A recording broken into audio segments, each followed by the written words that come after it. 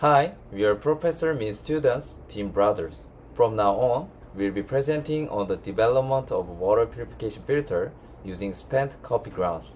Let's move on to the next slide now. The content order is as shown on the screen. First, we'll talk about the background of the development. Second, we'll discuss the research objectives. Third, we'll go over the materials and method. Fourth, we'll cover the measurements and evaluation. Fifth, we'll present the anticipated result. Finally, we'll wrap up with the project plan.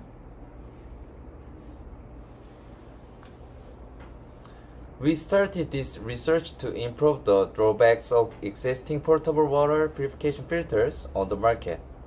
Now, please take a look at the picture on the left.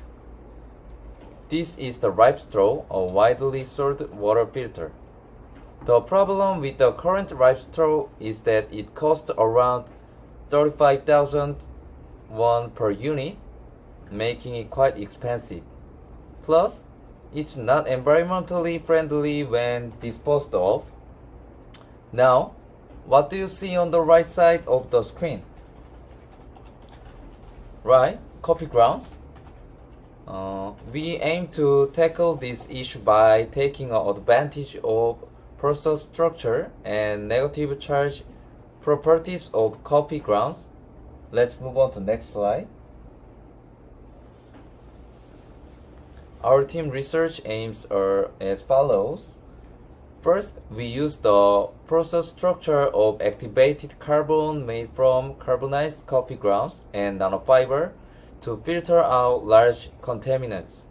Additionally, the negatively charged functional groups help absorb positively charged heavy matter in wastewater.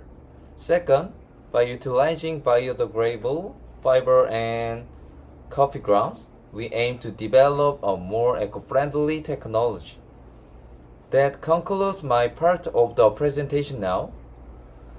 Seung-young will take over, introduce the next section, materials and method. An electro-spinning machine uses electrostatic forces to produce fine fibers. It converts a polymer solution into fibers by applying high voltage. With this machine, we can produce ultra-thin nanofibers at the nanoscale. The nanofibers made using this equipment will be used as filters in the prototype we'll be making in the future. And what you see on the right is a furnace. It uses electricity or gas to easily reach high temperatures. You can use a furnace to produce activated carbon in a high temperature environment. We are going through that process as well. Next, I will explain the materials we used. Nanofibers have diverse applications across various sectors, including medical and healthcare, energy storage, and even aerospace. However, our team mainly focused on using nanofibers in filtration and environmental applications. Nanofibers have several advantages. Due to their high porosity and large surface area, they can filter out bacteria, viruses, and even the smallest impurities in the water. And there are many ways to make activated carbon, and it can be made from a variety of materials, but we made activated carbon using spent coffee grounds. Activated carbon made from it has a porous structure, so it can effectively absorb small molecules in gases or liquids. And next, Hee-yoon will continue with an explanation of the prototype production. We will form a structure using the materials created before.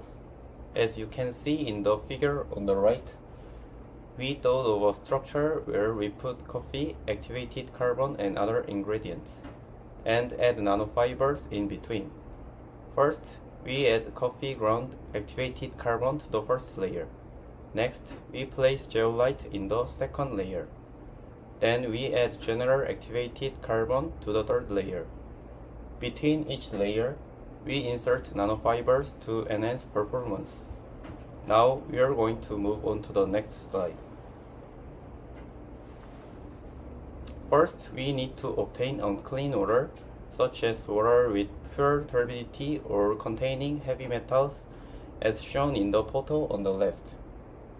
At this time, the water conditions must always remain consistent. Next, we will measure the values using water quality testing equipment, as shown in the photo on the right. These measurements will include electrical conductivity, heavy metal content, turbidity, pH, and other relevant parameters. Now we will compare these values before purification between the commercial prototype and our prototype. Thank you. Now I'll pass the stage to Dae-hyun for the next part. Finally, let me tell you the result we expected and what we are going to do in our next plan. First, please take a look at the picture on the left. You can see two beakers in the picture here. We have combined the nanofilters with activated carbon to purify muddy water. The beakers on the left was used to filter muddy water using only nanofilter, while the one on the right was filtered with a mixed on activated carbon and nanofilter. The result was pretty impressive. The side that used both nanofilters and activated carbon had better filtration performance, resulting in clear water. Next, would you take the look at the picture on the right?